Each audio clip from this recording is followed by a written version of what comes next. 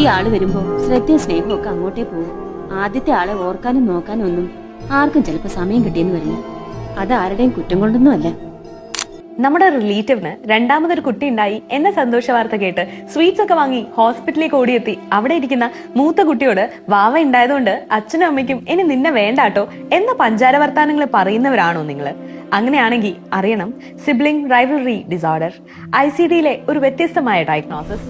വലിയ പ്രായ വ്യത്യാസമൊന്നും ഇല്ലാതെ സിബ്ലിംഗ്സ് ഉണ്ടാവുന്ന സമയത്ത് സ്വാഭാവികമായിട്ടും കുട്ടികളിൽ ചില തരത്തിലുള്ള മാനസികമായിട്ടുള്ള ബുദ്ധിമുട്ടുകൾ കണ്ടുവരാറുണ്ട്. പക്ഷെ അതിലുപരിയായിട്ട് മാതാപിതാക്കളുടെ ശ്രദ്ധയും സ്നേഹവും ഒക്കെ പിടിച്ചു പറ്റാൻ വേണ്ടിയിട്ട് ചില പ്രത്യേക സ്വഭാവങ്ങൾ കാണിക്കുക, അമിതമായിട്ടുള്ള ദേഷ്യം, വാശി, അതുപോലെ ഇളയ കുട്ടികളോട് യാതൊരുവിധ അറ്റാച്ച്മെന്റും കാണിക്കാതിരിക്കുക, അവരെ ശാരീരികമായി ഉപദ്രവിക്കാനുള്ള ഒരു ടെൻഡൻസി, ഉറക്കക്കുറവ്, ഇതൊക്കെയാണ് സിബ്ലിംഗ് റൈവൽറി ഡിസോർഡറിന്റെ മെയിൻ ആയിട്ടുള്ള സിംറ്റംസ്. നമ്മുടെ കുഞ്ഞുങ്ങളെ ഈ ഒരു അവസ്ഥയിലേക്ക് തള്ളിവിടുന്നത് ഒരു പരിധിവരെ പാരന്റ്സ് തന്നെയാണ്.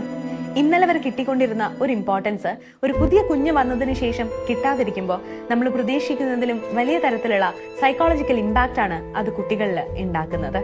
കുഞ്ഞു മനസ്സാണ്, ചേർത്ത് നിർത്താം കരുതലോടെ.